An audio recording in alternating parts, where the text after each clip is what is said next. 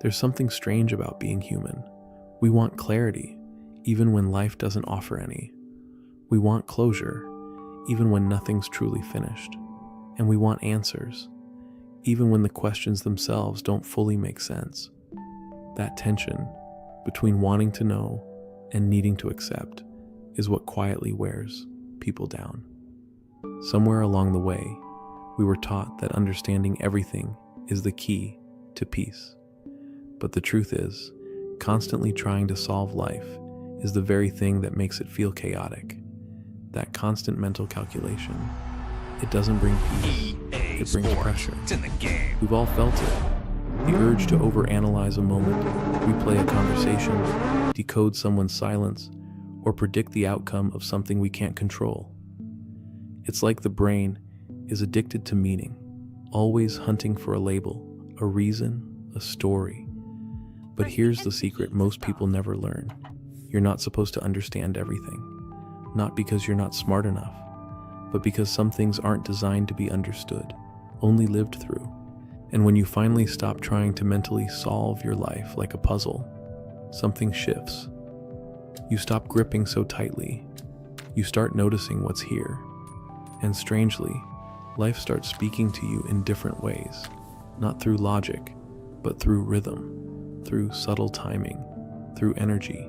You stop trying to interpret every detail and start experiencing reality more directly.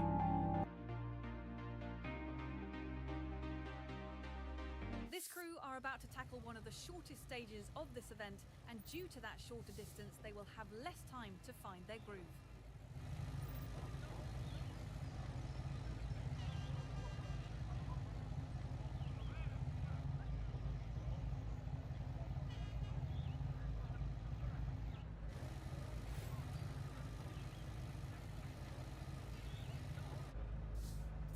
Starts.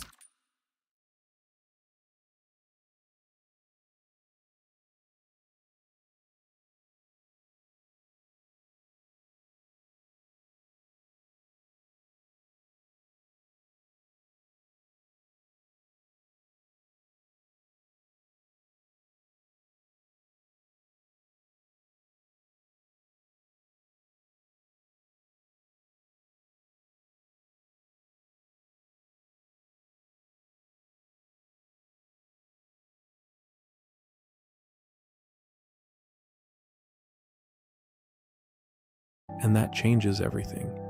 You realize peace isn't about having all the answers. It's about being okay in the moments when you don't. That's where true power is. The ability to be here, even when here makes no sense. But let's be honest, not understanding things makes us uncomfortable. It makes us itch, especially in a world that's always yelling, figure it out, and take control of your life. We've been trained to believe that uncertainty equals failure, that if you don't have a 5-year plan, a roadmap, and a backup roadmap, something's wrong with you. But here's the thing. Have you ever noticed how life doesn't care about your perfect plan? You say, all right, I'll wake up early tomorrow and finally get my life together. Life goes cute. Here's a surprise phone call, a broken appliance, and a random emotional breakdown from a childhood wound you thought you healed 3 years ago. And it's funny, in a way, because the more you try to script everything, the more life improvises. It's like trying to play chess against the wind. You can make your moves, but the board keeps flipping. But maybe that's not a flaw. Maybe that's how it's supposed to be. Because when you loosen your grip and stop treating uncertainty like an enemy, it softens. The unknown stops feeling like a threat and starts feeling like a blank canvas. And instead of asking, why is this happening to me? You start to ask, what could this moment be trying to show me? That's the difference. People who cling to understanding, they suffer twice. First, from the thing itself, and second, from trying to dissect it like a science project. But people who learn to stay present in the mess, they suffer less. They still feel the pain, the confusion, the doubt, but they don't fight it with more noise. They breathe, they pause, and somehow they walk through it lighter. It's like being in fog. Most people squint, stress, and try to see their way out. But the wise ones, they slow down and listen instead. They stop panicking because they know fog isn't permanent, and not every path needs a spotlight. Sometimes just putting one foot forward without needing clarity is what reveals the next part of the road. It's not lazy, it's not giving up. It's learning to trust the deeper intelligence of life, the part that doesn't speak in words. And the wild part? Even when we do get answers, we still don't feel better. Ever notice that? You overthink a situation for hours, maybe days. You analyze every word someone said. You ask 5 friends, read 3 psychology articles, and maybe even pull a tarot card or 2, just to finally land on some kind of explanation. And for what? 5 minutes of relief, followed by a brand new question. It's like mental whack-a-mole. You knock one down, another one pops up. The mind doesn't want peace, it wants control. But control and peace are not the same thing. Peace shows up when you realize you never needed all the answers in the first place. You just needed to feel safe without them. And that's what no one tells you. It's not the clarity you're chasing, it's the safety behind it. The emotional safety of knowing, of predicting, of preparing. Because if you don't understand something, your brain tells you you're not ready for it.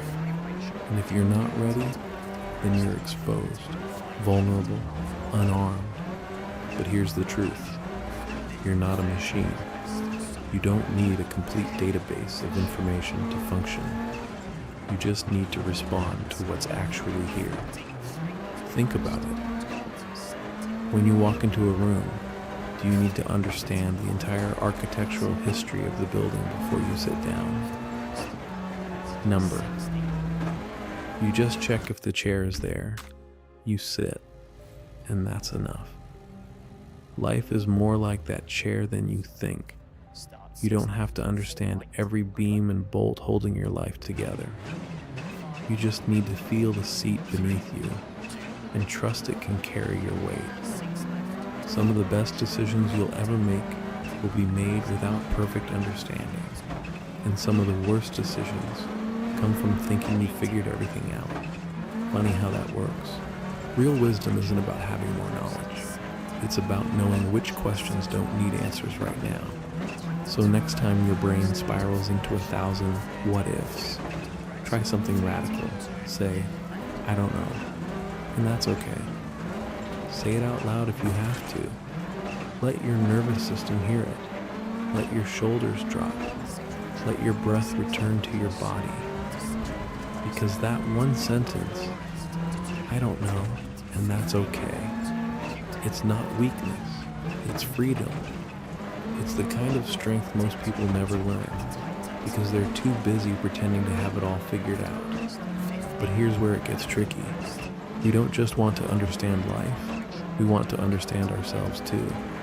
And that's where things get really noisy. You sit down to reflect. 5 minutes in, and suddenly you're diagnosing yourself with every label under the sun. Maybe I have abandonment issues. Maybe I self-sabotage. Maybe I'm just broken. No, you're not. You're just trying to map the unexplainable using a language that wasn't made for it. You're a living, breathing contradiction, a walking paradox. One day you're calm and centered.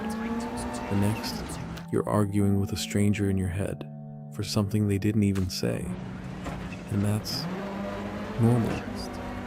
Not every mood needs a backstory. Not every emotion needs a diagnosis. Sometimes you're just tired. Sometimes you're overwhelmed. And sometimes you just need a snack. But the more we try to pin ourselves down, to understand every shift in our feelings, every awkward thought, every little moment of doubt, the more we start shrinking ourselves into definitions. And that's the irony. The more you try to understand who you are, the less space you give yourself to just be. Real growth doesn't come from perfect understanding. It comes from allowing. Think of a child learning to walk. They don't need to understand the physics of balance or the muscular dynamics of movement. They just wobble, fall, get back up, and somehow they figure it out. Not because they understand it, but because they trust the process. They trust the learning. They trust the stumble. And you're not much different. You're just stumbling through more. There's something strange about being human. We want clarity, even when life doesn't offer any.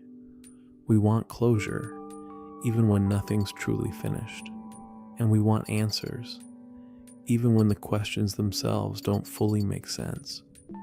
That tension between wanting to know and needing to accept is what quietly wears people down. Somewhere along the way, we were taught that understanding everything is the key to peace. But the truth is, constantly trying to solve life is the very thing that makes it feel chaotic. That constant mental calculation, it doesn't bring peace, it brings pressure.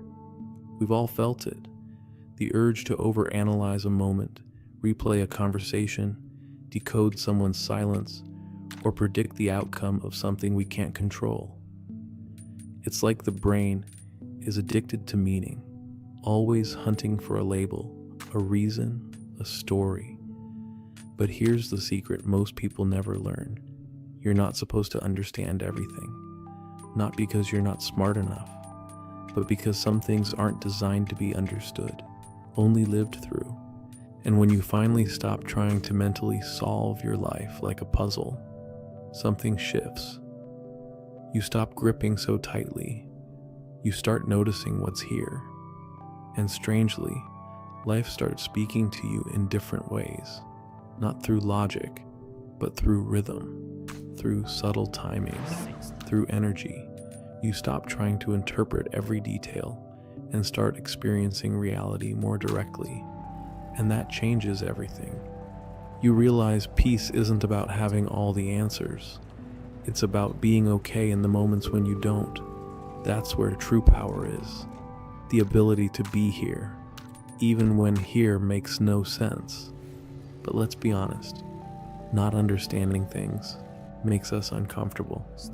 It makes us itch, especially in a world that's always yelling, figure it out, and take control of your life. We've been trained to believe that uncertainty equals failure, that if you don't have a 5-year plan, a roadmap, and a backup roadmap, something's wrong with you. But here's the thing. Have you ever noticed how life doesn't care about your perfect plan? You say, all right, I'll wake up early tomorrow and finally get my life together. Life goes cute.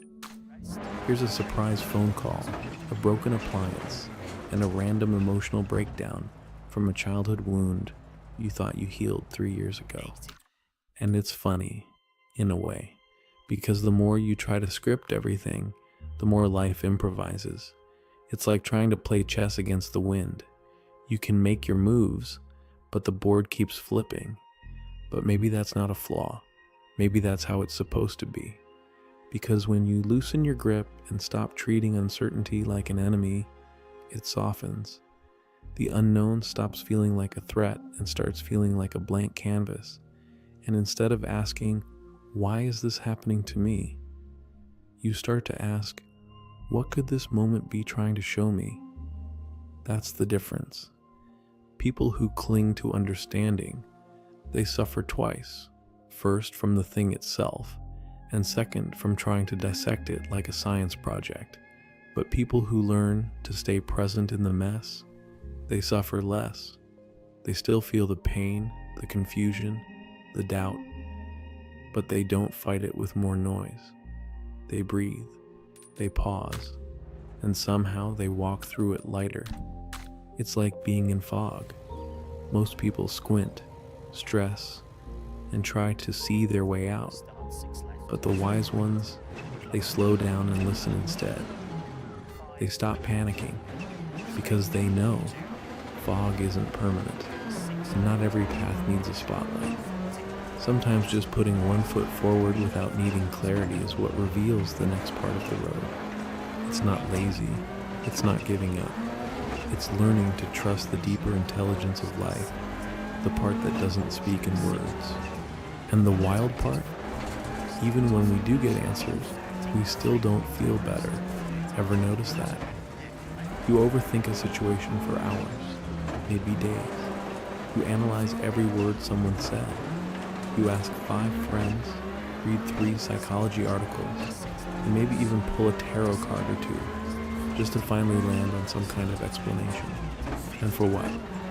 5 minutes of relief, followed by a brand new question. It's like mental whack-a-mole. You knock one down, another one pops up. The mind doesn't want peace, it wants control. But control and peace are not the same things. Peace shows up when you realize you never needed all the answers in the first place. You just needed to feel safe without them. And that's what no one tells you. It's not the clarity you're chasing, it's the safety behind it. The emotional safety of knowing, of predicting, of preparing. Because if you don't understand something, your brain tells you you're not ready for it. And if you're not ready, then you're exposed, vulnerable, unarmed. But here's the truth. You're not a machine. You don't need a complete database of information to function. You just need to respond to what's actually here. Think about it. When you walk into a room, do you need to understand the entire architectural history of the building before you sit down? Number. You just check if the chair is there. You sit, and that's enough. Life is more like that chair than you think. You don't have to understand every beam and bolt holding your life together. You just need to feel the seat beneath you and trust it can carry your weight. Some of the best decisions you'll ever make will be made without perfect understanding. And some of the worst decisions come from thinking you figured everything out. Funny how that works. Real wisdom isn't about having more knowledge. It's about knowing which questions don't need answers right now. So next time your brain spirals into 1,000 what-ifs, try something radical. Say, I don't know. And that's okay. Say it out loud if you have to. Let your nervous system hear it. Let your shoulders drop. Let your breath return to your body. Because that one sentence, I don't know, and that's okay. It's not weakness, it's freedom. It's the kind of strength most people never learn, because they're too busy pretending to have it all figured out. But here's where it gets tricky. We don't just want to understand life, we want to understand ourselves too. And that's where things get really noisy. You sit down to reflect. 5 minutes in, and suddenly you're diagnosing yourself with every label under the sun. Maybe I have abandonment issues. Maybe I self-sabotage. Maybe I'm just broken. No, you're not. You're just trying to map the unexplainable using a language that wasn't made for it. You're a living, breathing contradiction, a walking paradox. One day you're calm and centered. The next, you're arguing with a stranger in your head for something they didn't even say. And that's normal. Not every move needs a backstory. Not every emotion needs a diagnosis. Sometimes you're just tired. Sometimes you're overwhelmed. And sometimes you just need a snack. But the more we try to pin ourselves down, to understand every shift in our feelings, every awkward thought, every little moment of doubt, the more we start shrinking ourselves into definitions. And that's the irony. The more you try to understand who you are, the less space you give yourself to just be. Real growth doesn't come from perfect understanding. It comes from allowing. Think of a child learning to walk. They don't need to understand the physics of balance or the muscular dynamics of movement. They just wobble, fall, get back up, and somehow they figure it out. Not because they understand it, but because they trust the process. They trust the learning. They trust the stumble. And you're not much different. You're just stumbling through more complex terrain. Relationships, career, identity, healing, all of it. But the principle's the same. You're not here to master life like a math equation. You're here to participate in it. And honestly, some of the most profound moments in life come after you stop trying to make sense of everything. The late night walk where something clicks. The silent car ride that unexpectedly calms you. The random conversation that shifts your perspective. None of those were planned. None of them came from understanding. They just showed up because you were finally quiet enough to receive them. So maybe the path isn't figure it out. Maybe it's show up, stay open, and see what happens. Because you're not a code to be cracked. You're a mystery to be lived. And the sooner you stop interrogating yourself like a suspect in your own life, the sooner things start feeling lighter, freer, and strangely more clear. Now let's talk about the itch, that restless inner need to make sense of it all. It's sneaky. It doesn't always shout. Sometimes it just whispers, "This shouldn't be happening." Or, "Why do I feel this way?" Or the classic, "There must be a deeper meaning here." And yeah, sometimes there is. But a lot of the time, you're just tired, and your brain wants to create a plot twist. You're trying to extract enlightenment from a bad Tuesday. Not everything is a spiritual lesson. Sometimes life just drops a mess at your feet with no explanation, like a cat bringing you a dead bird. And your job isn't to analyze the feathers. Your job is to breathe, clean it up, and keep moving. We've grown up in a culture that romanticizes overthinking, that glorifies self-analysis.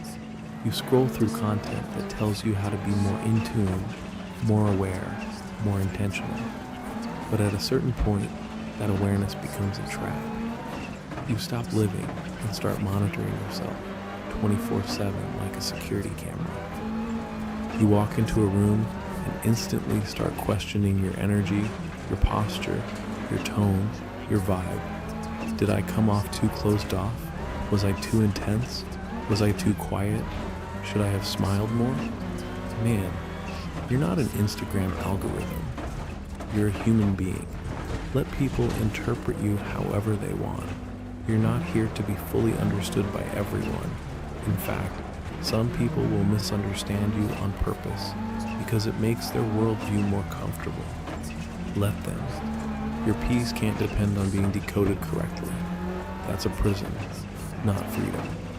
When you finally stop obsessing over how you're being perceived or what everything means, you get to reclaim your space. You move with less friction. You speak without rehearsing. You feel without apologizing. And life starts feeling less like a constant performance and more like an honest experience. Because let's be real, you'll never have a complete understanding of why things happen the way they do.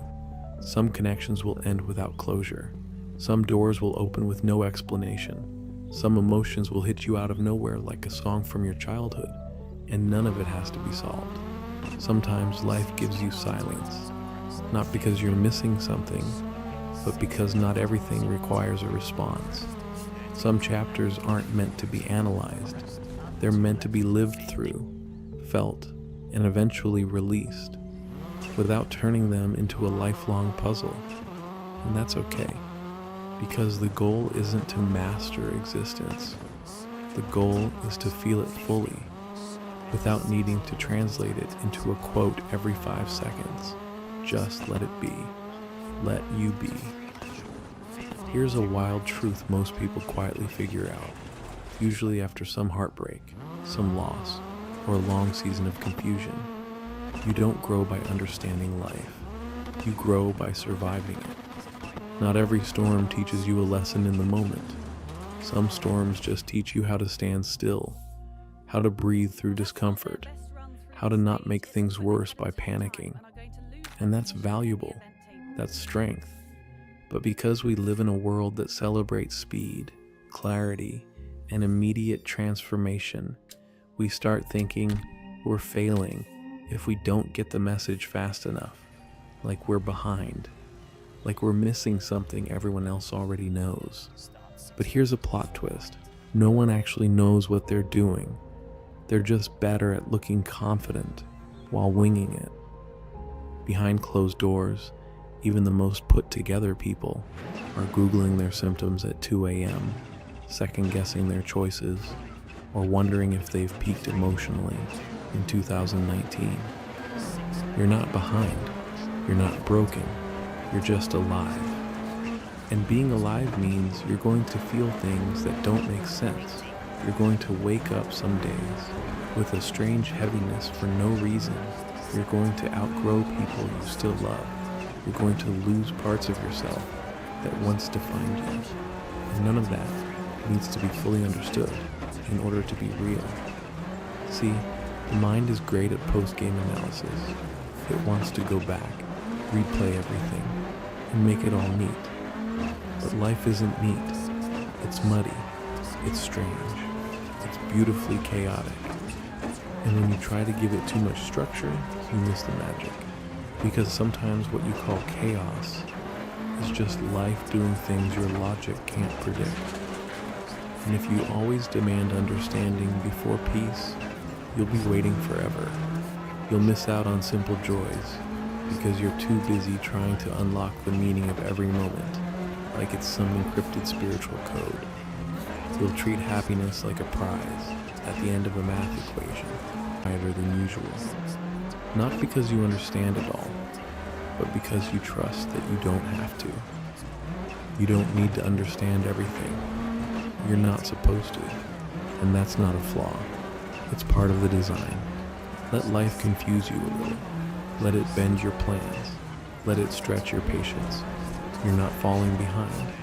You're unfolding, quietly, honestly, and in ways that might not make sense right now, but will echo later in ways you never expected. So, if this spoke to you, even in a small way, leave a comment below with just one word: surrender. No long explanation, no overthinking, just that one word. It'll be our quiet signal that you're choosing trust over control, presence over panic, and peace over perfection. And if you want more videos like this, subscribe and stay close. We're not here to figure everything out. We're here to walk through it together.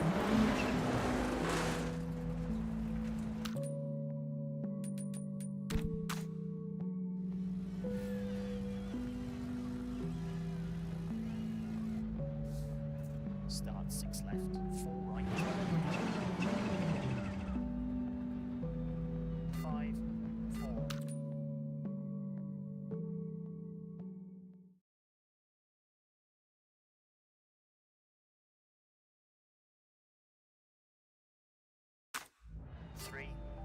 There's a quiet exhaustion that comes from trying to control everything. Not just the big stuff, like your career, your relationships, or your future, but the little things too. How people see you, how fast you're healing, how aligned you feel by the end of the day. You think you're just being responsible, but what you're really doing, without even realizing, is white-knuckling your way through life. One thought, one emotion, one decision at a time. And it's draining you, because here's the truth. You were never meant to carry all of this. You were never supposed to control it all. That pressure you feel, that tightness in your chest every time things feel uncertain, that's not you being weak. That's you gripping the wheel of something you were only ever meant to ride. And the more you try to steer it, the more lost you feel.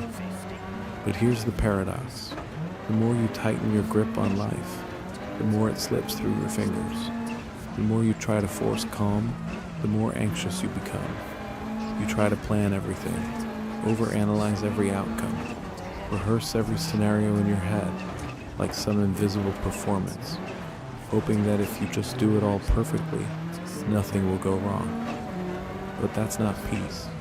That's fear, wearing a responsible face.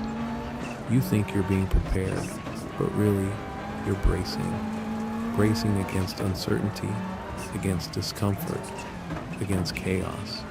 You've convinced yourself that if you don't stay on top of everything, it will all fall apart. But that belief, that's the actual weight. That's what's keeping you tired. That's why you feel like no matter how much effort you put in, nothing fully clicks. You've been chasing stability by doing what actually creates instability. Control. And it's not your fault. You were probably taught that control equals safety, that if you can just figure it all out, master your emotions, read people better, heal faster, stay productive, then you'll finally feel okay. But let me ask you something. Has it worked? Most people don't even realize that what they're calling discipline or being spiritual is just another version of trying to stay in control. You meditate to stop feeling anxious. You journal so you can catch every thought. You do shadow work so you don't make any more mistakes. But if you look closely, the energy behind it all is fear. It's subtle, but it's still fear. You're not doing these things out of curiosity or connection. You're doing them to fix something, to fix yourself. And when that's the fuel behind your healing, it's no longer healing. It's self-rejection dressed up as growth. And here's the trap most people fall into. They think surrender means giving up, that letting go means losing progress, losing direction, or becoming passive. But that's not what real surrender is. Real surrender is choosing presence over prediction. It's choosing awareness over control. It's being willing to meet life as it is, not as you think it should be. Because what if the reason you feel stuck is because you're holding the wheel too tightly? What if your mind is so focused on getting it right that you've forgotten what it feels like to actually live?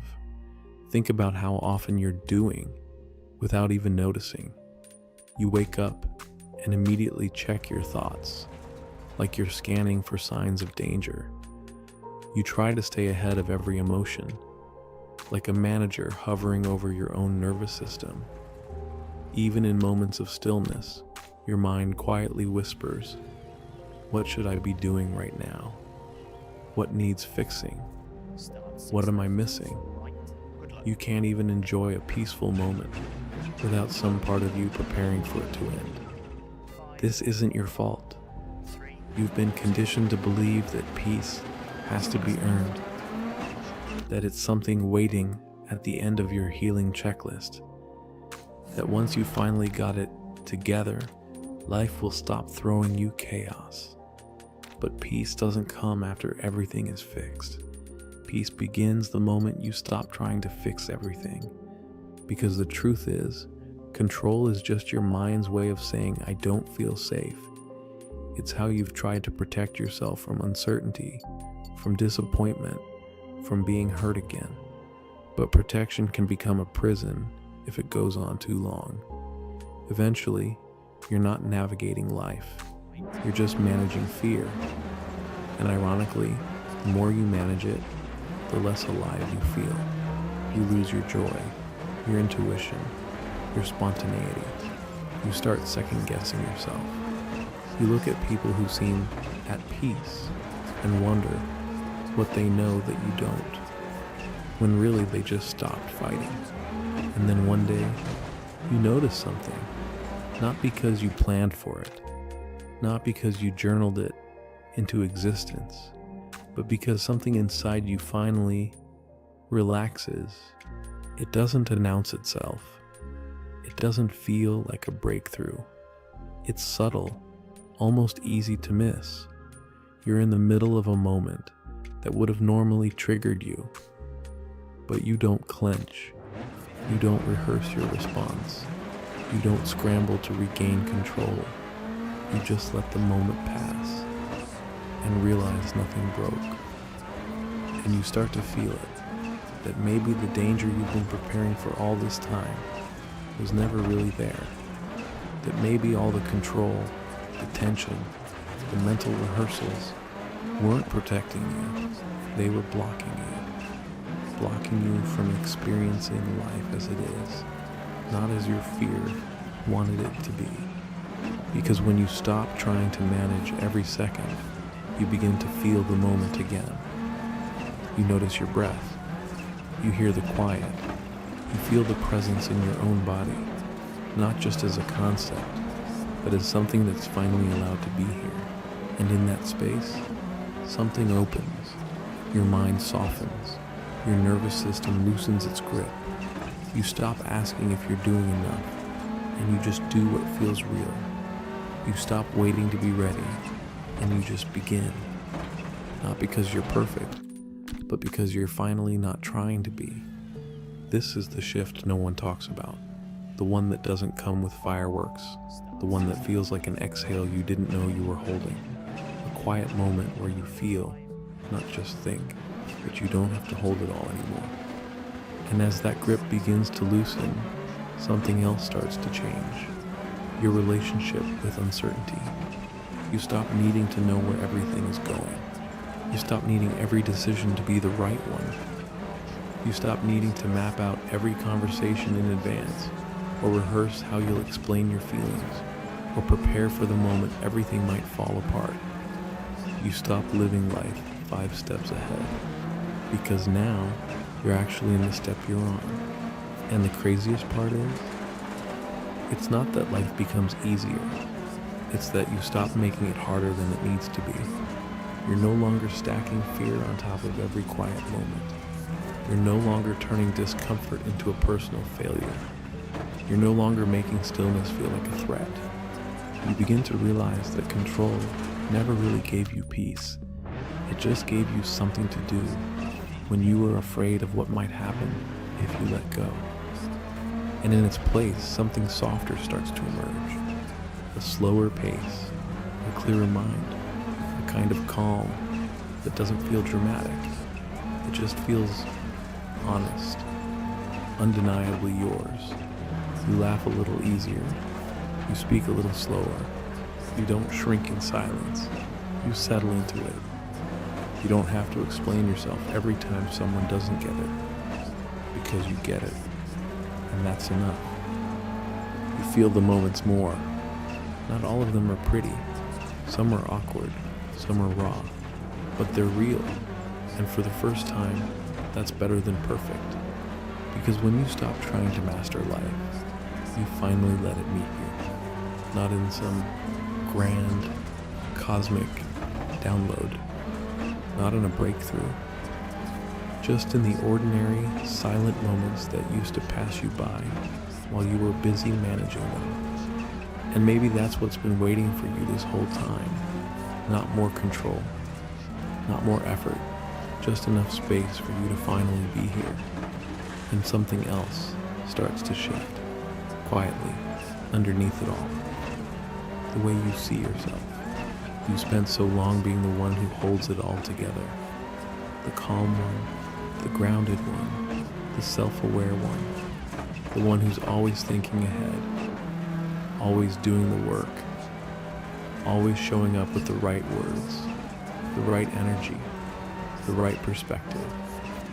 It became who you thought you were.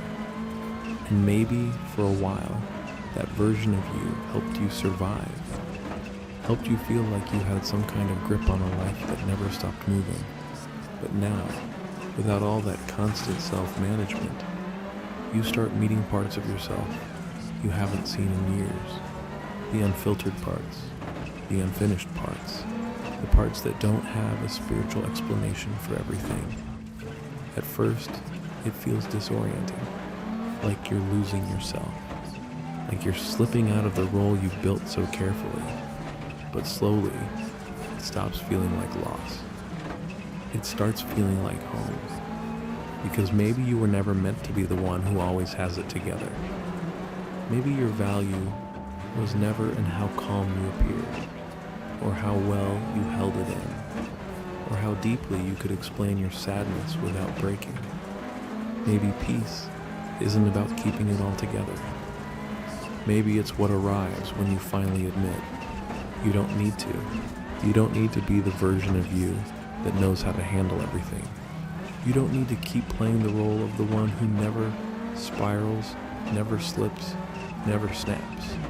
You don't need to keep protecting everyone else from your own chaos.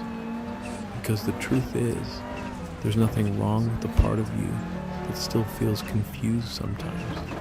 There's nothing wrong with the part of you that doesn't have the answer yet. There's nothing wrong with being human without a script. And when you stop trying to be in control all the time, you give yourself permission to actually become not the perfect version, not the polished one, but the real one. The version of you that was buried under the performance of control. And that version of you, they don't need fixing. They just needed space. And as you begin living from this place, this unfiltered, unguarded version of you, something begins to feel unfamiliar, but right. Your life starts to slow down in the best way, not because you're doing less, but because you're finally being more honest, more present, more in tune with your body, with your breath, with the subtle shifts inside of you that you used to bulldoze through in the name of staying in control. You stop chasing those constant little validations, the sense that you're doing it right, that you're healing fast enough, that you're seen as composed. You stop scanning the world for signs that you're enough, and you start feeling it without needing proof. Even your nervous system responds, not with grand gestures, but in small, sacred ways. Your jaw stays soft in conversations. Your chest doesn't tighten every time someone misunderstands you. You stop rehearsing your boundaries in your head before you say them.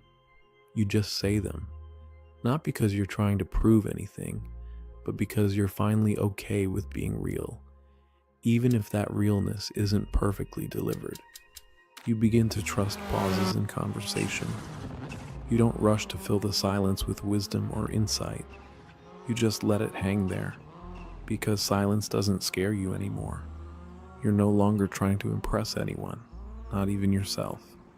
And slowly, the people around you shift too. Some draw closer, because they feel your presence in a way they never could before. You're not layered in tension or unreachable behind your calm. You're just there, accessible, human, real. Others may drift, because they were connected to the version of you that overfunctioned, overgave, overexplained. And that's okay too, because now you don't bend out of shape just to stay in someone's reach. Your life doesn't become perfect, but it becomes yours, no longer designed by control, no longer managed by fear, no longer filtered for the comfort of others. You're not obsessing over your next move. You're not asking, is this the right path? Every few steps, you're just walking, feeling, trusting. Not because you know what's coming, but because you finally stopped needing to. And maybe this was never about fixing yourself. Maybe it was never about becoming the most healed, most grounded, most enlightened version of who you thought you had to be. Maybe it's always been about this, about the moment you stop trying so hard to manage life, and you finally let yourself live it. Because when you've spent years trying to control everything, your emotions, your reactions, your energy, your timing, there comes a point where your grip starts hurting more than whatever it was trying to hold on to. And the moment you stop, really stop, you realize you don't even miss the control. You just miss you. The version of you underneath all the managing. The version of you that laughs without checking how it sounds, that feels something without needing to label it, that exists without constantly calculating whether you're doing it right. This is the part no one talks about. That peace isn't dramatic. It doesn't arrive like a breakthrough. It's quiet, it's slow. It shows up when you stop performing, when you stop filtering, when you stop bracing against the very life you say you want to feel more of. You don't need to keep being the strong one. You don't need to keep carrying the weight of everyone's expectations, including your own. You're allowed to stop. You're allowed to soften. You're allowed to be here as you are, without fixing or controlling any of it. So if this video felt like an exhale, even a small one, if it reached a part of you that doesn't usually get touched by words, then leave a comment with the word soften. No explanation, no backstory, just that one word. Let it be your quiet agreement with yourself that you're ready to stop gripping, even if it's just for a little while. And if you want more of this, more calm, more honesty, more reminders that you don't have to carry everything by yourself, then subscribe. Not because you need more content, but because sometimes you need a space that meets you where you are, without asking you to change first. That's what I'm building here, and I'd love for you to be part of it.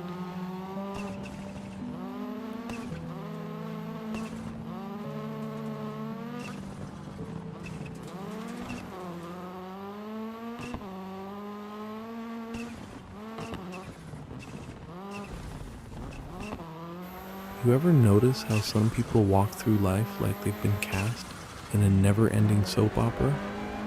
Someone cuts them off in traffic, personal attack, a friend takes too long to reply, betrayal, the barista messes up their order. But then, there are those rare, almost mystical beings who seem completely unbothered by everything.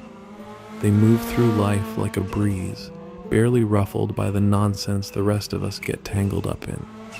Someone insults them, they shrug. Unexpected setback, they adjust. It's almost like they exist on a completely different frequency from the rest of the world. Now here's the real question. What do they know that the rest of us don't? Because let's be real, most people live like human pinballs, bouncing from reaction to reaction, totally at the mercy of everything around them. If the weather is bad, they're miserable. If someone doesn't text back, their self-worth plummets. If a stranger gives them a weird look, they'll spend the next 3 hours analyzing it like a detective solving a crime. And let's be honest, we've all been that person at some point. Maybe not full-time, but enough to know what it feels like to let something completely irrelevant take up way too much space in our head. So what separates the reactive from the untouchable? It's not luck. It's not some inborn gift. It's not because they've mastered their emotions like some Zen monk on a mountaintop. No, it's one simple thing. They've stopped playing a game that was rigged from the start. See, most people go through life with a massive misunderstanding about where their feelings actually come from. They think the outside world is controlling their emotions, when in reality, it's their own interpretation of the world that's doing all the damage. Let's break that down in the simplest way possible. If someone flips you off in traffic, you have two possible reactions. Option A, you take it personally, let it ruin your day, and rant about it for hours. Option B, you shrug, assume they have bigger problems, and keep it moving. Same event. Two completely different experiences. And the only difference? The meaning you gave it. And here's where it gets wild. This applies to literally everything in life. That one harsh comment from a stranger only affects you if you give it weight. That rejection only stings if you let it define you. That bad day only ruins your week if you replay it on a loop like a bad Netflix series. The truth is, most of what bothers people isn't actually happening to them. It's happening in their mind. They're stuck in a loop of reacting instead of deciding what deserves their energy. And once you truly see this, like actually get it, not just in theory, but in real time, that's when everything changes. Because suddenly, the world stops being something that happens to you and starts being something you get to experience on your own terms. Now, the real question is, how do you actually flip this switch? Because once you do, life will never hit the same way again. Let's get into it. Alright, so now you know the secret. It's not what happens to you, it's how you interpret it. But let's be honest, knowing this in theory and actually living it are two completely different things. Because let's face it, when life throws something at you that feels personal, when someone disrespects you, when a situation just straight up feels unfair, it's really easy to forget everything and go back to reacting. So, how do you actually train your mind to become immune to these everyday annoyances? How do you get to that place where nothing and no one can affect you again? It starts with one simple but powerful shift. Stop giving your energy away for free. Most people hand over their peace of mind like it's a promotional giveaway. Some random person online leaves a negative comment. Let's spend 2 hours mentally arguing with them. Someone gives them a weird look in public. Time to overanalyze and rethink every single interaction. A minor inconvenience happens. Well, that's it. The whole day is ruined. It's like running a business and just giving away all your inventory for free. At some point, you have to start charging. You have to start asking yourself, does this person's opinion pay my bills? Will I even remember this situation a week from now?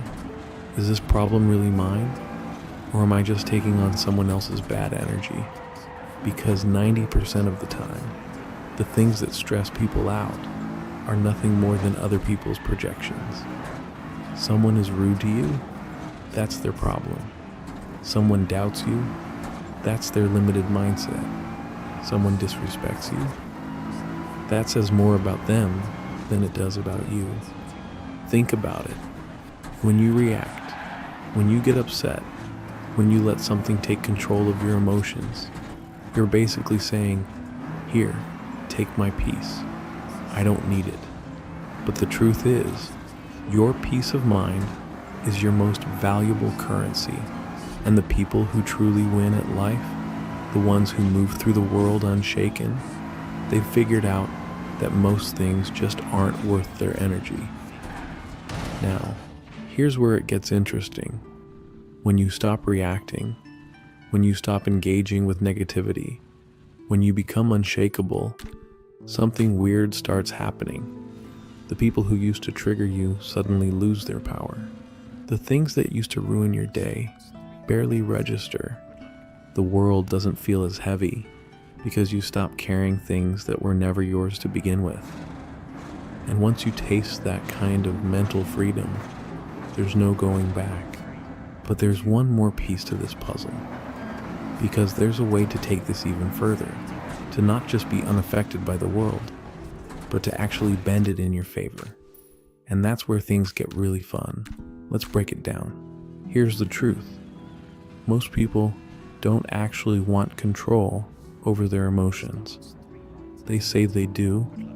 They say they want inner peace. But when life throws something annoying their way, they take the bait every single time. Boss sends an annoying email, time to draft a mental resignation letter, phone dies at 1%. Obviously, the universe is conspiring against them. It's almost like people enjoy being controlled by their emotions. They'll say, I just can't help it. That's just the way I am. But here's the real kicker. The moment you stop reacting, you win. Not just in your personal life, but in everything. Let's break this down. There's a reason why the most powerful people in any situation, whether it's a high-stakes negotiation, a social interaction, or even an argument, are always the ones who stay calm. The moment you lose control of your emotions, you hand over leverage. If someone knows they can trigger you, they own you. If a situation can get under your skin, it controls you. If your emotions are constantly reacting to the world dictates your reality. Now, imagine the opposite. Imagine becoming someone who simply doesn't bite the bait anymore. A passive-aggressive comment. You don't even flinch. Someone trying to test you, they get zero reaction. Life throwing unexpected obstacles at you, you adapt and move on. This isn't about ignoring problems. It's about refusing to let problems own you. When you master this, people start treating you differently. They don't test you as much. They respect your space. And the best part? You start making decisions based on logic and intention, not on knee-jerk emotional reactions. Because here's what most people don't realize. When you react emotionally, you're operating on autopilot. And the world loves people who are easy to manipulate. Marketing teams, they prey on your impulses. Toxic people, they thrive on getting under your skin. Systems of control, they rely on people who can't detach. You see, when you react, you are predictable. And predictable people are easy to control. But when you stop being easily moved by things, when you become an observer instead of a reactor, suddenly you gain something that 99% of people will never have: true freedom. And it's in that space, where nothing outside of you dictates your internal state, that you start truly living on your own terms. Now, you might be thinking, this sounds great, but how do I actually implement this? That's where things get even more interesting, because the key to making this shift permanent isn't just about knowing it, it's about rewiring your entire response system. Let's get into that. Alright, so we've established that reacting emotionally hands over your control. But here's the real challenge. How do you actually train yourself to stop reacting? Because let's be honest, if detachment was easy, everyone would be doing it. The truth is, most people don't even realize how conditioned they are to react. From childhood, we've been wired to respond instantly to external stimuli. Someone insults you, you have to defend yourself. The situation frustrates you, you have to vent. It's like living life with an open control panel, where anyone, your boss, a stranger, a social media post, can walk up and push your buttons at any time. But what if you could disable the control panel entirely? This is where emotional immunity comes in. And no, I'm not talking about ignoring emotions or becoming a robot. I'm talking about training your brain to break the cycle of automatic reactions. Step 1. Observe, don't absorb. Most people absorb every situation like a sponge. If someone is stressed around them, they become stressed. If someone is rude to them, they feel personally attacked. Instead, you need to become the observer. Let's say you're at a coffee shop and the barista is having a rough day. She snaps at you for no reason. The average person immediately absorbs this energy. Why is she being rude to me? I didn't do anything wrong. Now their mood is affected. But an observer sees what's happening without absorbing it. Oh, she must be going through something. The event still happened, but the difference? It didn't enter your system. This is detachment in action. You let the world move around you, but not through you. Step 2. Master the pause. Ever notice how every regrettable decision is made in the heat of the moment? That's because emotional reactions bypass logic. They hijack your brain. The fix? Pause before reacting. Someone says something offensive? Pause. Anxiety kicks in? Pause. You feel the urge to argue? Pause. That tiny moment of stillness gives your brain a choice. React automatically or respond intentionally. And that choice, that's where all your power is. Here's a pro trick. Before responding to anything, mentally ask yourself, is this worth my energy? Because 99% of the time, it's not.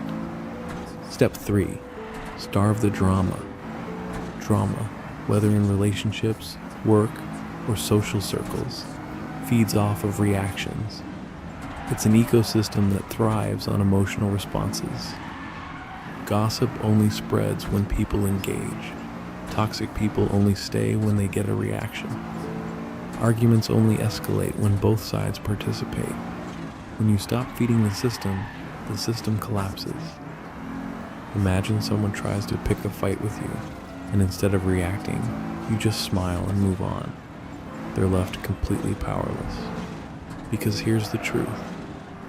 People who try to provoke you, they're not looking for truth or understanding. They're looking for control. And when you give them nothing, they lose that control. That's why the most dangerous person in any interaction is the one who doesn't take the bait. And once you start doing this, you'll notice something strange. People will begin respecting you more. They won't test you as often. And even those who do, they'll quickly learn that you're not the one to mess with. Because once you master emotional immunity, you become untouchable. Now at this point, you might be thinking, okay, this makes sense in theory, but how do I actually apply this when emotions feel overwhelming? And that's where the final step comes in. Reprogramming the way you process emotions before they even start. At this point, you might be thinking, okay, but what about situations where the emotions are too strong, where detaching feels impossible? That's a valid concern, and it's exactly where most people get stuck. Because let's be real, if you've spent your entire life reacting to things, changing overnight isn't realistic. But here's the key. It's not about suppressing emotions. It's about reprogramming the way you process them. Step 1. Train your mind like a muscle. People treat their emotions like wild animals, uncontrollable, unpredictable, and something they just have to deal with. But emotions, like muscles, can be trained. Ever notice how some people stay calm under extreme pressure, while others break down over minor inconveniences? It's not because they were born with some special ability. It's because they've trained their nervous system to respond differently. Your brain has default pathways, patterns it follows based on past experiences. If, for years, your brain has linked stress with panic, that's what it will continue to do. If your brain has linked criticism with defensiveness, that reaction will happen automatically. The trick? Interrupt the pattern. Every time you're about to react emotionally, stop and ask, what if I respond in the opposite way this time? Instead of getting irritated, try smiling. Instead of rushing to defend yourself, stay silent. Instead of panicking, take a deep breath and observe. Your brain will fight you at first. It'll scream, no, we need to react. This is how we always do it. But if you keep overriding that impulse, eventually, your brain will rewire itself. And one day, you'll notice something strange. Situations that used to trigger you don't anymore. The old response just isn't there. That's when you know you're winning. Step 2. Control the narrative in your head. Most people don't realize this, but their inner dialogue determines how they feel about everything.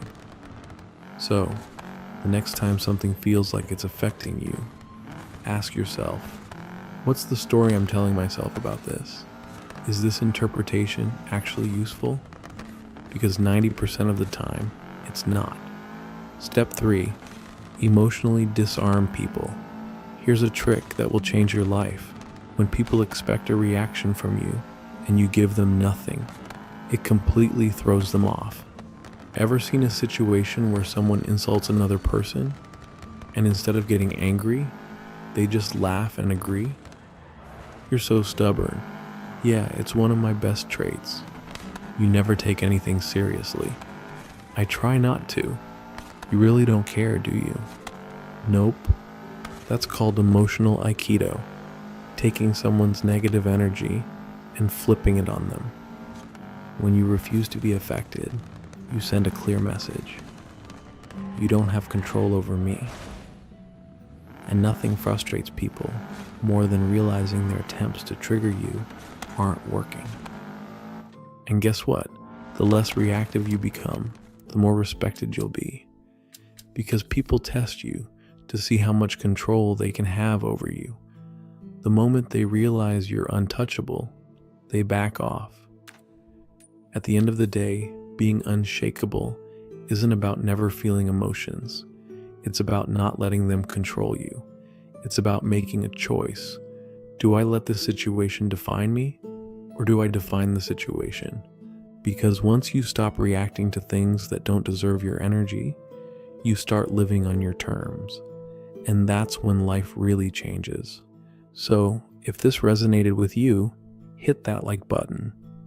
Because let's be honest, if you made it this far, you got something out of it. And if you want more content like this, subscribe. Because this is just the beginning. See you in the next one.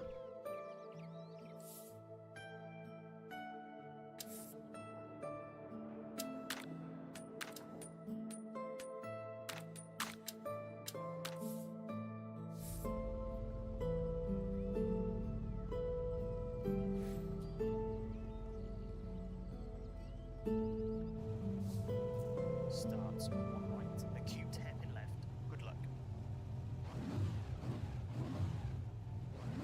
5, 3, 2. There's an old Zen saying that goes, if you want to float, you've got to stop thrashing. Now, I don't know about you, but whenever someone tells me to just go with the flow, I immediately picture myself floating peacefully down a river until I remember I can't swim very well, and suddenly it doesn't sound so relaxing. But the truth is, going with the flow isn't about swimming, it's about surrendering control. Sounds scary, right? Like giving your keys to a friend who insists they're a great driver, only to find out later they've never passed their driving test. But don't worry, we're not talking about putting your life in the hands of your reckless friend who insists they're an expert driver. Instead, it's realizing the universe might actually be a better driver than you. Here's the deal, we all think we have control. We love that feeling, don't we?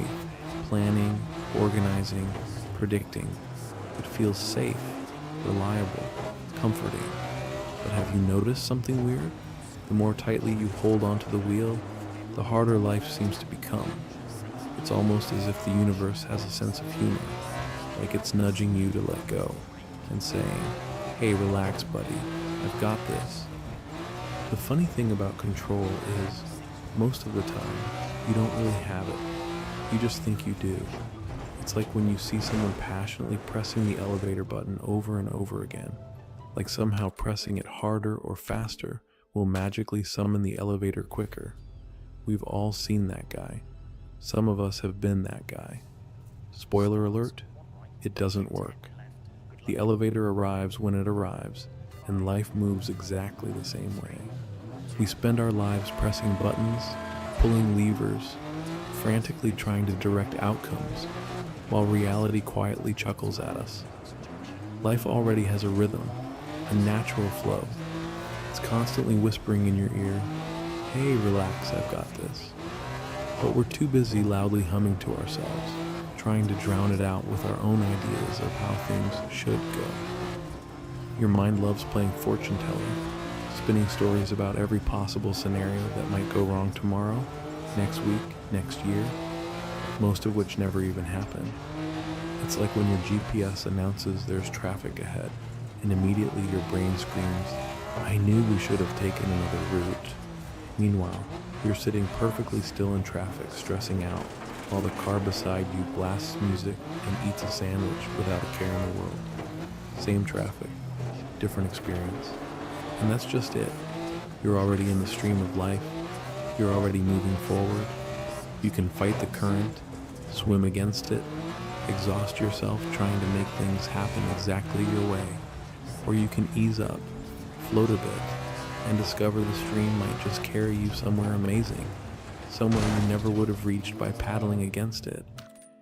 Because when you finally let the universe do its job, you don't just find more peace, you find synchronicities, coincidences, opportunities you couldn't have dreamed of.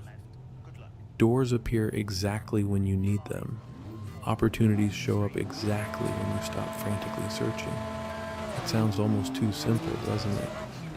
Like a cheesy fortune cookie that reads, "Relax, the universe has your back." But maybe the universe has a point. After all, it's been around a lot longer than we have. This isn't about passively drifting through life, though. It's about trusting a greater intelligence, a higher order, something bigger than your frantic attempts to micromanage every little detail. Life isn't a problem to solve. It's an experience to embrace. It's the difference between desperately clinging to a script that's constantly changing, or just sitting back, grabbing some popcorn, and enjoying the show. After all, life's twists and turns usually make a better movie than the predictable plot lines we stubbornly cling to anyway. It's like a video game. You can get stuck on one level, obsessing over every small detail, or you can let yourself explore, finding hidden doors and secret passages you never knew existed. Letting go isn't giving up, it's leveling up. So let's dive deeper, relax our grip, and let the universe show us what it can really do when we trust it a bit more, worry a little less, and stop hitting that elevator button like a maniac. Let's see how much easier and how much more enjoyable life becomes when we just let the universe take the lead. Ready? Let's see what's next. Now, here's the interesting part. Life is always gently tapping you on the shoulder, reminding you that it knows what it's doing. Ever tried forcing your way through a crowd because you're convinced your shortcut is quicker, only to see someone casually strolling along a different path reach their destination long before you do? That's exactly how the universe works when you stop forcing things. It's quietly amused, watching you scramble, waiting patiently for you to realize there's an easier route. You see, your mind loves playing detective, analyzing every detail like it's uncovering the world's biggest conspiracy. But most of the clues it's chasing, they're imaginary breadcrumbs scattered by your anxiety. Your brain confidently declares, "We need more money, more friends, more validation," as if life were a scavenger hunt. Meanwhile, reality is sipping tea, patiently waiting for you to notice you're already enough. There's humor in this if you pay attention, like when you obsessively plan a conversation in your head, rehearsing every possible scenario, only to have it turn out nothing like you expected. You're left there blinking, slightly offended that life didn't follow your carefully scripted plan. It's as if the universe shrugged and said, "Hey, sorry, I improvised." You see, life isn't some rigid school principal handing out gold stars or detention slips based on how well you perform your carefully rehearsed routine. It's more like that laid-back friend who invites you to a spontaneous road trip at 3 a.m. And sure, maybe their car's a mess, the radio's stuck playing the same song on loop, and you're pretty sure you saw something suspiciously pizza-shaped under the seat. But guess what? That messy ride often turns out to be one of your best memories, because life rewards openness, curiosity, and trust, not your perfectly polished 5-year plan.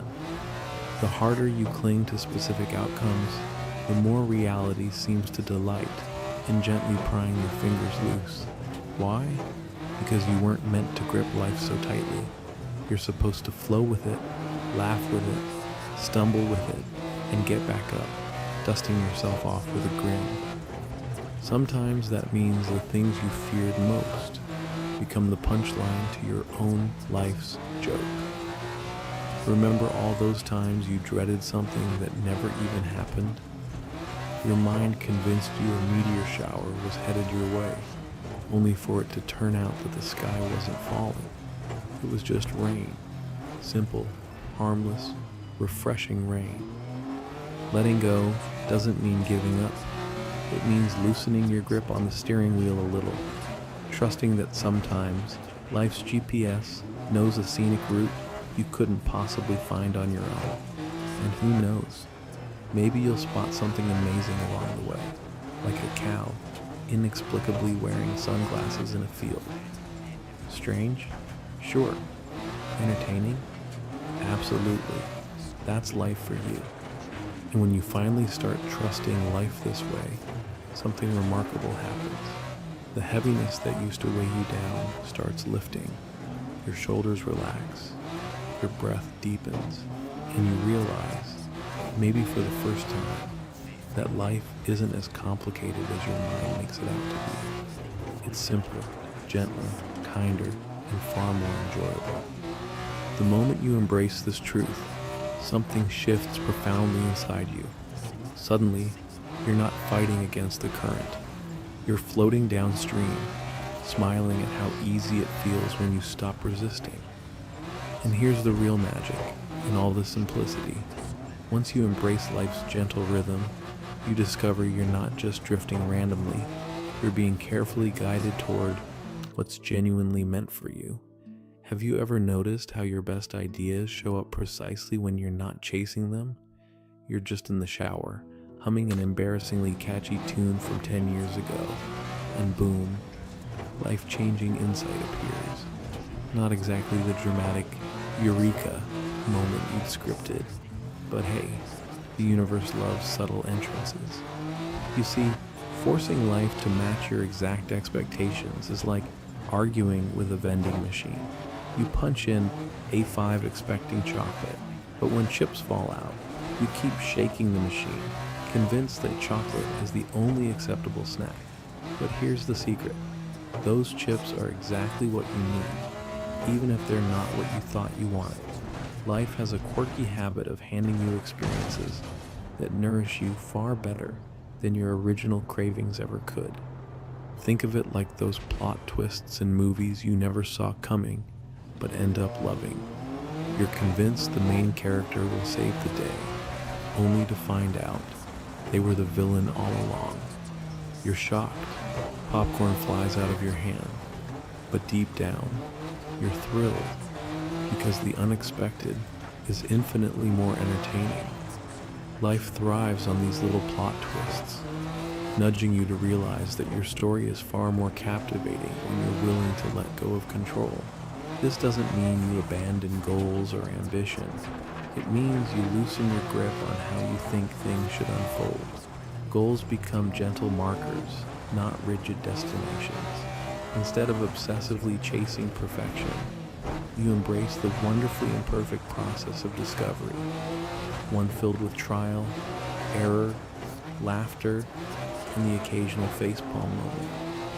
Because let's face it, sometimes your greatest breakthroughs come disguised as embarrassing bloopers, like realizing halfway through your morning you're wearing mismatched socks. Humbling? Yes. Enlightening? Surprisingly so. The moment you trade resistance for curiosity, life's challenges transform into playful nudges rather than heavy burdens. Missed a bus? Maybe life thought you could use 10 extra minutes to breathe. Forgot an umbrella? Perhaps you're meant to dance in the rain today. Life's not sabotaging you. It's gently nudging you toward moments you never knew you needed. Trusting life isn't a passive act. It's actively choosing peace over anxiety, openness over rigid expectations, and laughter over frustration. You learn to smile at life's randomness because you realize it's not random at all. It's purposeful chaos, guiding you exactly where you're meant to go. And in that playful surrender, you finally feel it. genuine freedom. Here's the beauty of letting life guide you. You start seeing clarity where you once saw chaos.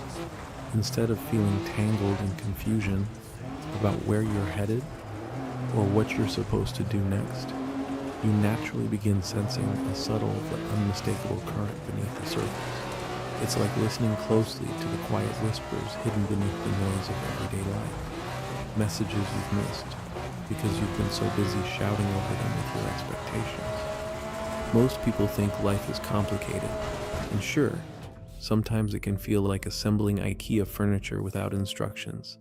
Frustrating, slightly painful, and you're left wondering why there are always extra screws. But life isn't a puzzle designed to confuse you, it's a dance.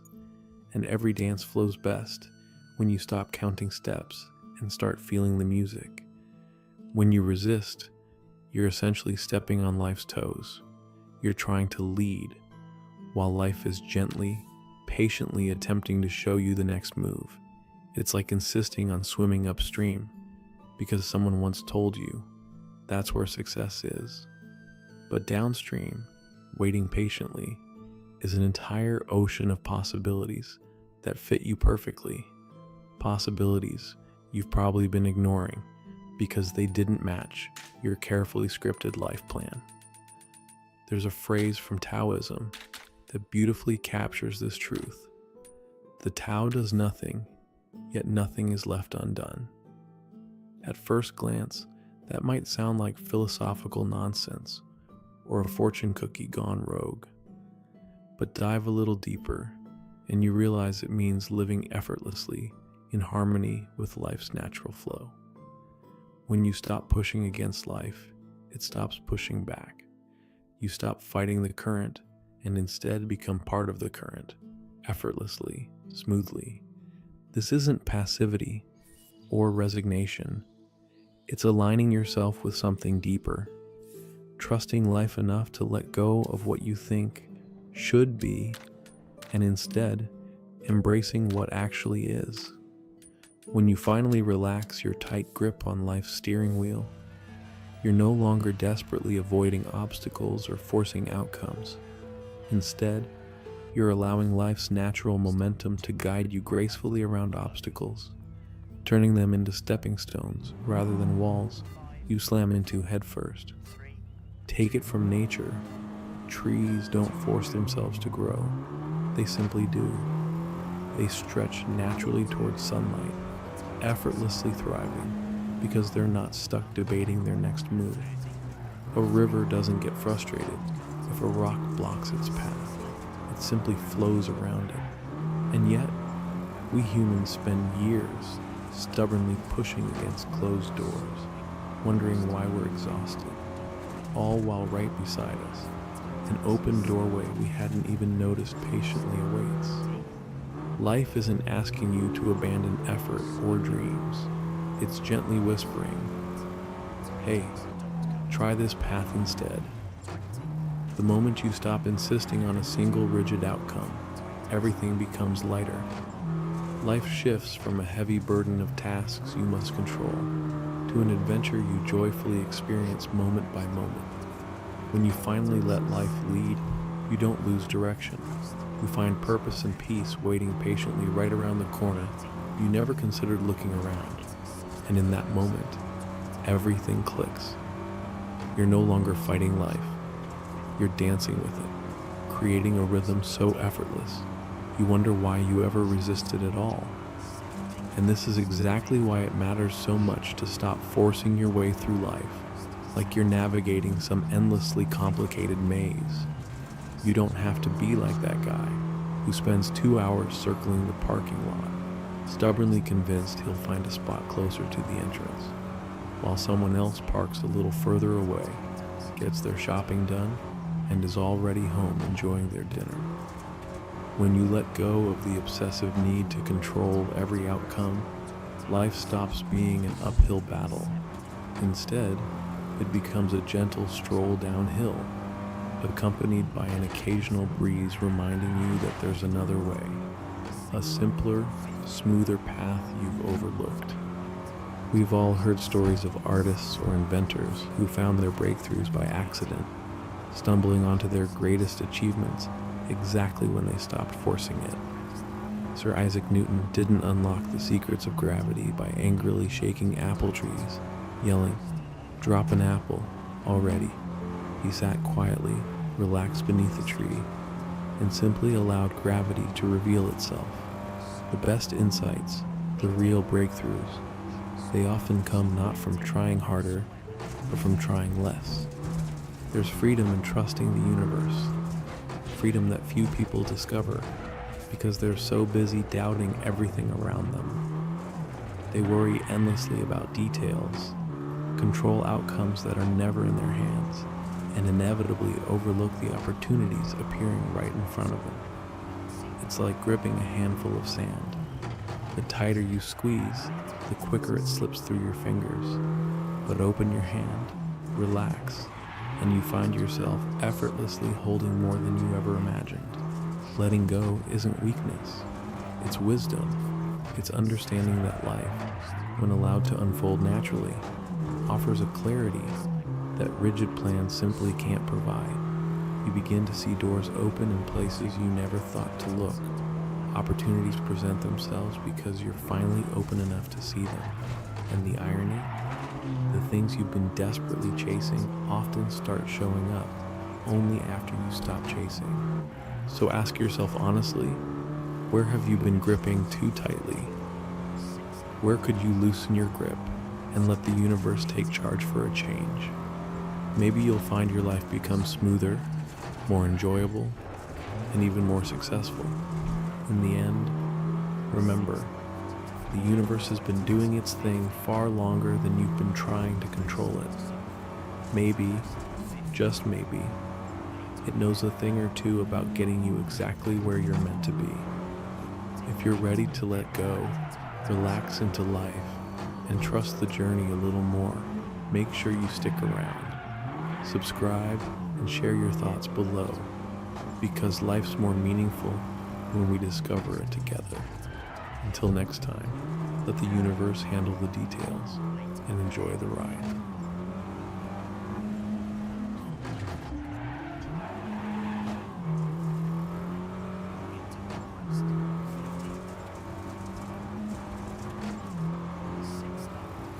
You ever meet someone who swears the world is out to get them? Like they stub their toe and suddenly it's, the universe hates me? Meanwhile, someone else goes through the same thing and just laughs it off. Like life's some kind of sitcom, same world, same events, completely different realities. Here's the thing. Your reality isn't what's happening to you. It's how you process what's happening to you. And the wild part? You've been running on autopilot this entire time. You didn't choose your first beliefs about the world. You didn't pick how your brain reacts to failure, success, or awkward small talk at parties. That was all programmed into you by your family, by society, by some random thing your teacher said in 3rd grade that somehow stuck with you. And now, it's shaping your entire existence. But here's where it gets weird. If reality was as fixed as we think it is, then everyone would see things the same way. But we don't. And that should make you wonder, what if everything you thought was real was actually just a reflection of your own perception? Now, if your brain just twitched a little, good. That means you're waking up to something most people never even question. Because if you can change how you see reality, you can change everything.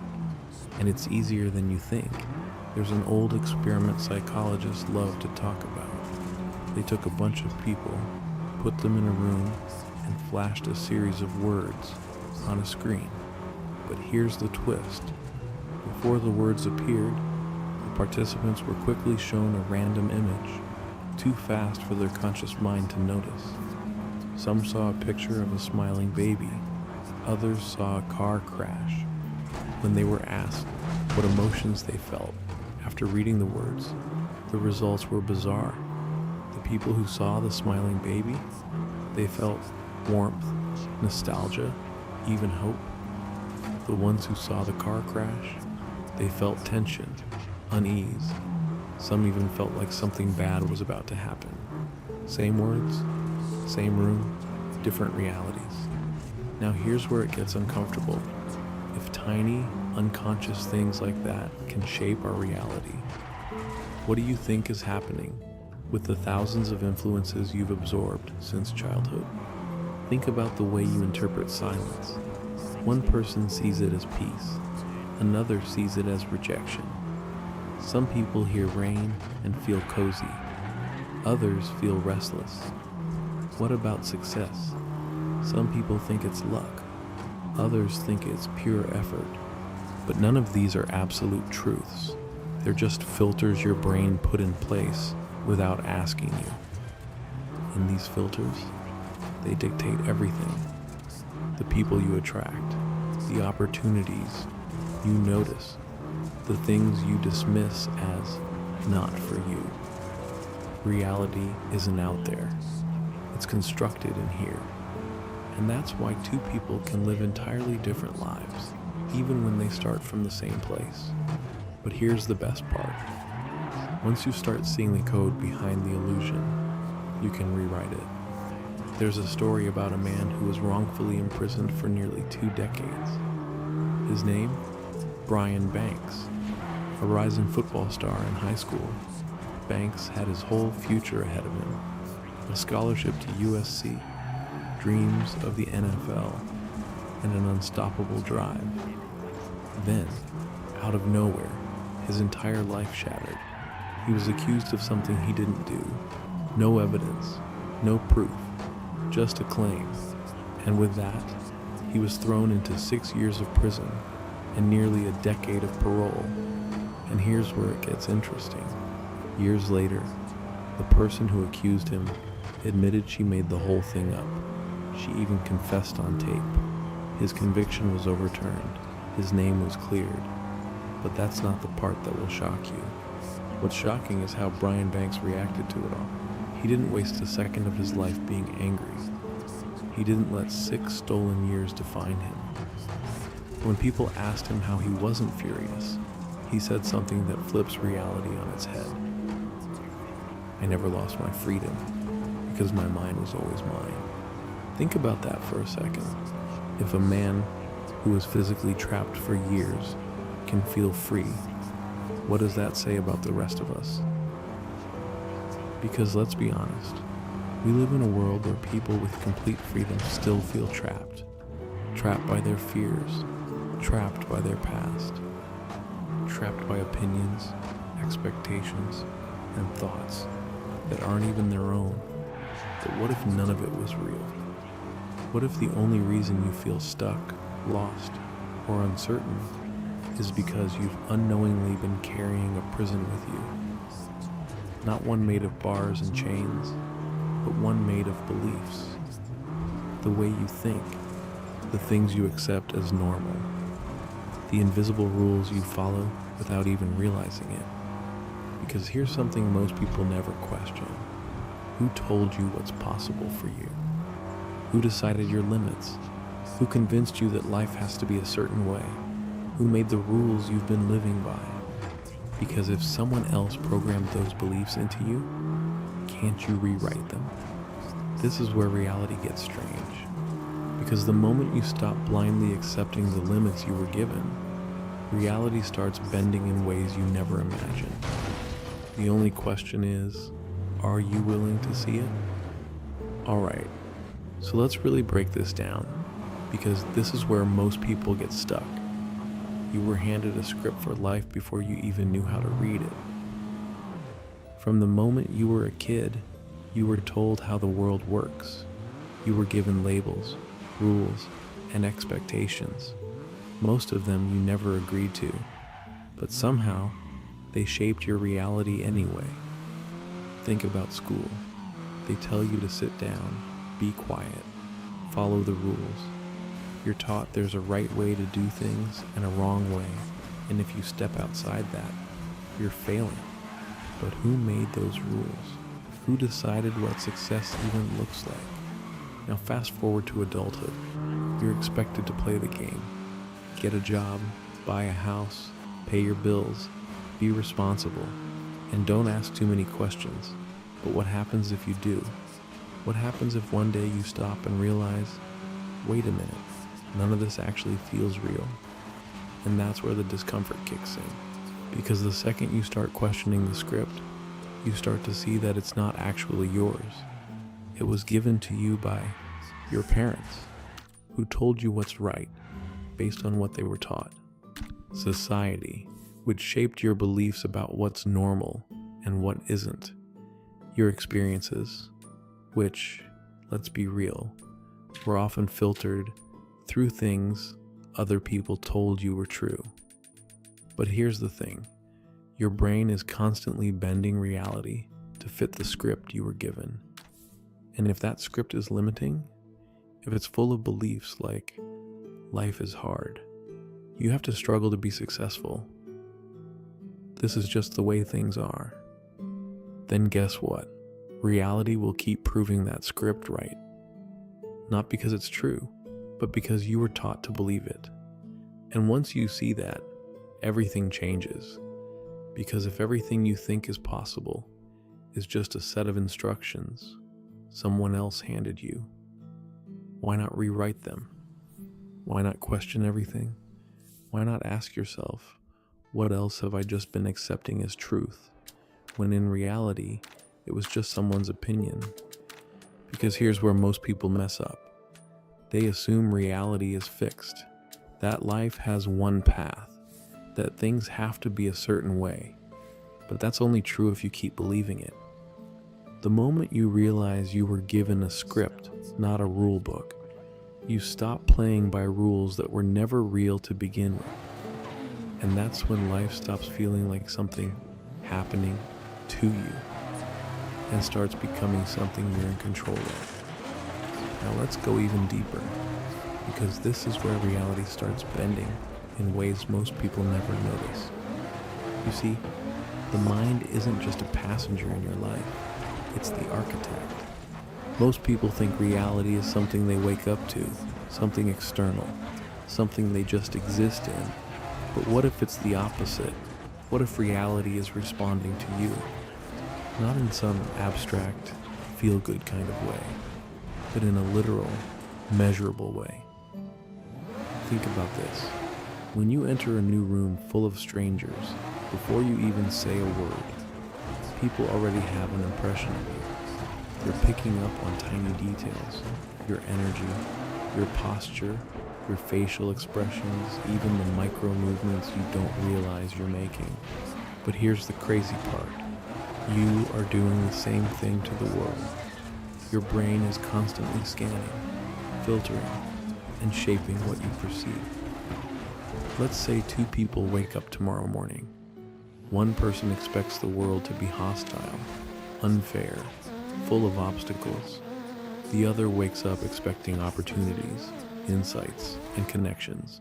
They both walk outside into the same world, same weather, same city, same conditions, and yet their experiences will be completely different. Why? Because their brains will literally filter out anything that doesn't match their expectations.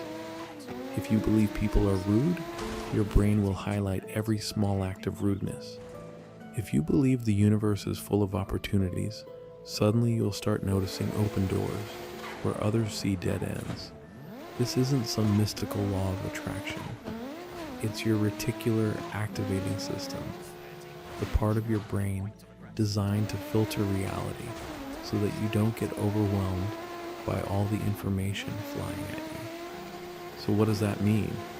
It means that what you assume is reality is just a reflection of what you believe to be true.